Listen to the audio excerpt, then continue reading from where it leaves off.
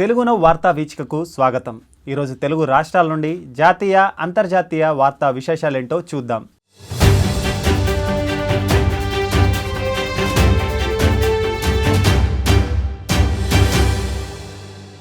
Hyderabad Kothwalguda eco park ఆలస్యంపై BRS party working president KTR మండిపడ్డారు. రేవంత్ ప్రభుత్వం ప్రజాసేవలను పక్కనబెట్టి రాజకీయాలు ప్రచారానికే ఎక్కువ ప్రాధాన్యత ఇస్తుందని విమర్శించారు. ప్రభుత్వ అసమర్థత వల్లే కోత్వల్గూడ ఎకో పార్క్ పనులు నిలిచిపోయాయని అన్నారు. 2 ఏళ్ల క్రితమే ఎకో పార్క్ మెజారిటీ పనులు బీఆర్ఎస్ ప్రభుత్వం పూర్తి చేసిందని చెప్పారు. హైదరాబాదీల కోసం నిర్మించిన అంతర్జాతీయ పార్క్ ఇది అని కేటీఆర్ అన్నారు. ఈ రోజు వరకు పార్క్ పనులు పూర్తి కాని పరిస్థితి నెలకొందని అసహనం వ్యక్తం చేశారు. నగర ప్రతిష్టను పెంచే ఈ ప్రాజెక్ట్ ప్రభుత్వ అశక్తత, అధికారుల నిర్లక్ష్యం కారణంగా నిలిచిపోయిందని దుయ్యబట్టారు. నిస్సహాయ ప్రభుత్వ హయాంలో నిస్సహాయ పాలన కొనసాగుతుందని విమర్శించారు.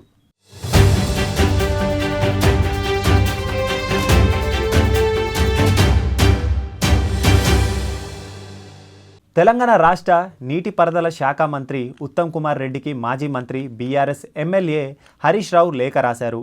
కాళేశ్వరం ప్రాజెక్టు కింద ఉన్న జలాశయాలను నింపాలని ఆయన విజ్ఞప్తి చేశారు.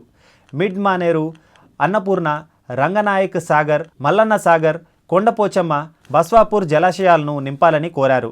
రైతుల కోసం 6 ప్యాకేజీల వద్ద ఉన్న మోటార్లు ఆన్ చేయాలని విజ్ఞప్తి చేశారు.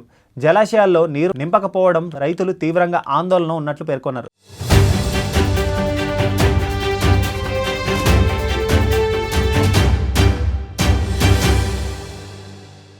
కడప జిల్లా పులివెందల నియోజకవర్గం జెడ్పీటీసీ ఉప ఎన్నికల్లో అనూహ్య పరిణామాలు చోటు చేసుకున్నాయి.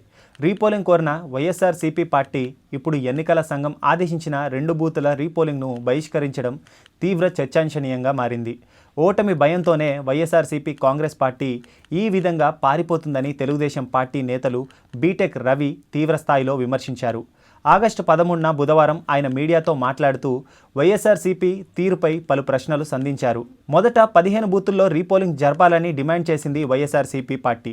ఇప్పుడు ఎన్నికల సంఘం 2 బూతులలో రీపోలింగ్కు ఆదేశిస్తే దాన్ని బహిష్కరిస్తున్నామని వైఎస్ అవినాష్ రెడ్డి ప్రకటించడం విడ్డూరంగా ఉంది. ప్రజాస్వామ్యంపైన, ప్రజలపైన నమ్మకం ఉంటే ఈ 2 బూతులలో రీపోలింగ్ను ఎందుకు అంగీకరించడం లేదు? ప్రజలు మీకు ఓటు వెయ్యరనా? మీరు ఓడిపోతారని స్పష్టంగా తెలియడం వల్లే ఈ బాయ్కాట్ డ్రామా ఆడుతున్నారు అని బీటెక్ రవి ఆరోపించారు.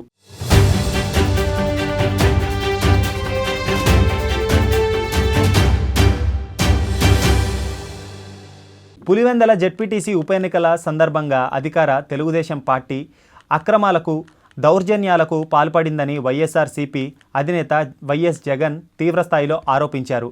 ఆగస్టు 13న బుధవారం ఆయన మీడియాతో మాట్లాడుతూ ఎన్నికల్లో గెలవడం కోసం టీడీపీ నేతలు పోలీసులను, మంత్రులను అడ్డం పెట్టుకొని రౌడీయిజం చేస్తున్నారని విమర్శించారు. ఈ ఘటనకు సంబంధించి కొన్ని వీడియో ఫుటేజ్లను ఆయన మీడియా ముందు ప్రదర్శించారు. పులివెందల డీఎస్పీ ఒకరు తమ పార్టీ కార్యకర్తలను బెదిరించారని జగన్ ఆరోపించారు.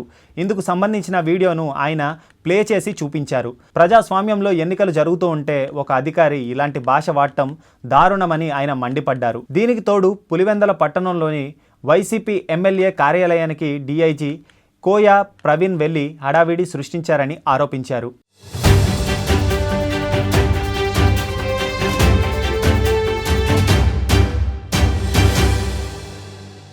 ఢిల్లీలో తీవ్రమైన సమస్యగా మారిన వీధి కుక్కల బెడదపై సుప్రీంకోర్టు కీలక తీర్పును వెలువరించిన సంగతి తెలిసిందే. వీటి వల్ల రేబీస్ మరణాలు పెరుగుతున్నాయని, 8 వారాలలోపు వీధి కుక్కలను షెల్టర్లకు తరలించాలని జస్టిస్ పార్దివాలి, జస్టిస్ ఆర్ మహాదేవన్లతో కూడిన ధర్మాసనం ఆదేశించింది. ఈ తీర్పుపై పలువురు ప్రముఖులు తీవ్ర అభ్యంతరం వ్యక్తం చేశారు. తీర్పుపై ఒక్కసారి ఆలోచించాలని కోరుతూ చీఫ్ జస్టిస్కు లేఖ రాశారు. ఈ నేపథ్యంలో సుప్రీంకోర్టు స్పందించింది. ఈ విషయంలో ప్రజా భద్రతకు, మూగ జీవాల హక్కులకు మధ్య ఖచ్చితమైన సమతుల్యత సాధించాల్సిన అవసరం ఉందని స్పష్టం చేసింది. వీధి కుక్కల సమస్యకు భావోద్వేగాలతో కాకుండా హేతుబద్ధమైన పరిష్కారం కనుగొనాలని భారత ప్రధాన న్యాయమూర్తి జస్టిస్ డివై చంద్రచూడ్ నేతృత్వంలోని ధర్మాసనం అభిప్రాయపడింది.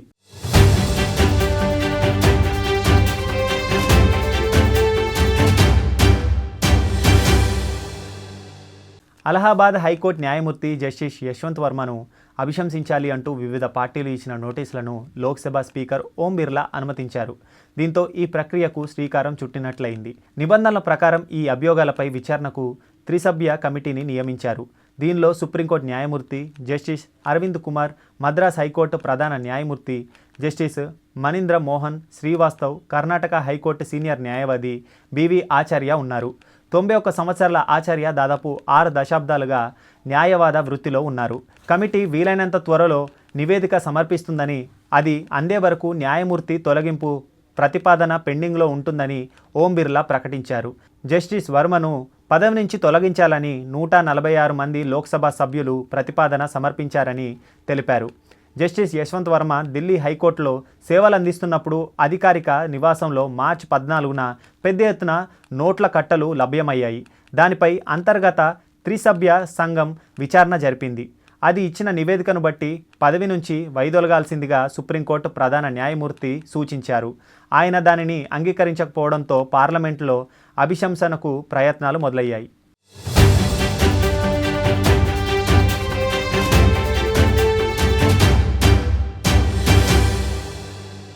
అమెరికాలో మరోసారి ఖలిస్తానీ మద్దతుదారులు రెచ్చిపోయారు.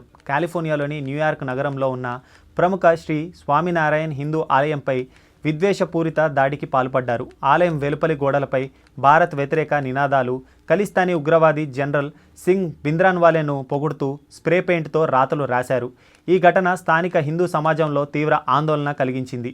ఈ దుశ్చర్యను గుర్తించిన ఆలయ నిర్వాహకులు వెంటనే పోలీసులకు సమాచారం అందించారు. ఘటనపై స్పందించిన న్యూయార్క్ పోలీసుల విభాగం దీనిని కేవలం సాధారణ విధ్వంసంలా కాకుండా ఉద్దేశపూర్వకంగా లక్ష్యంగా చేసుకొని చేసిన దాడిగా పరిగణిస్తున్నామని తెలిపారు. ఈ ఘటనపై సమగ్ర దర్యాప్తు ప్రారంభించినట్లు అధికారులు వెల్లడించారు.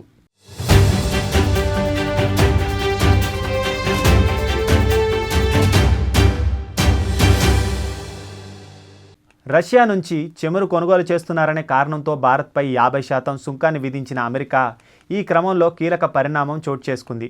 ప్రధాని నరేంద్ర మోదీ అమెరికాలో పర్యటించడానికి సిద్ధమైనట్లు తెలుస్తోంది. ఈ సందర్భంగా ఇరు దేశాల మధ్య నెలకొన్న వాణిజ్య సమస్యల పరిష్కారానికి ట్రంప్తో భేటీ అయ్యే అవకాశం ఉన్నట్లు అధికార వర్గాలు వెల్లడించాయి. ఐక్యరాజ్యసమితి జనరల్ అసెంబ్లీ సమావేశాల నిమిత్తం ప్రధాని మోదీ యుఎస్కు వెళ్లనున్నట్లు అధికార వర్గాలు తెలిపాయి. ఈ సందర్భంగా ఉక్రెయిన్ అధ్యక్షుడు జెలెన్స్కీతో సహా పలువురు విదేశీ నేతలతో ఆయన ద్వైపాక్షిక చర్చలు జరపాలని నిర్ణయించుకున్నట్లు తెలుస్తోంది.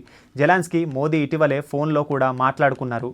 ఇక న్యూయార్క్ వేదికగా ఐక్యరాజ్య సమితి జనరల్ అసెంబ్లీ సమావేశం సెప్టెంబర్లో జరగనుంది. దీనికి ప్రపంచ దేశాల నాయకులు హాజరు కానున్నారు.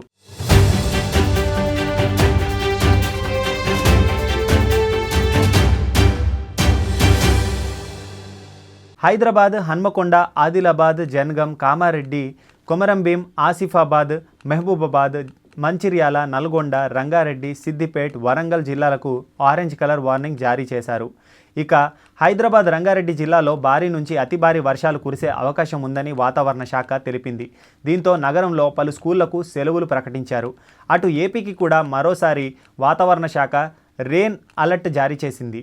బంగాళాఖాతంలో ఏర్పడిన ఉపరితలం ఆవర్తన కారణంగా రాష్ట్రంలో భారీ వర్షాలు కురిసే అవకాశం ఉందని అంచనా వేస్తున్నారు.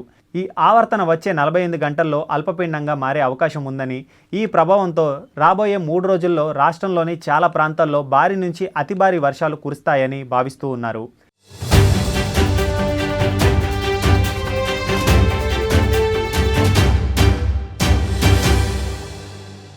ఇవి ఈరోజు వార్తా విశేషాలు. రేపటి ప్రధాన వార్తలతో మళ్ళీ కలుద్దాం. Stay with Telugu now.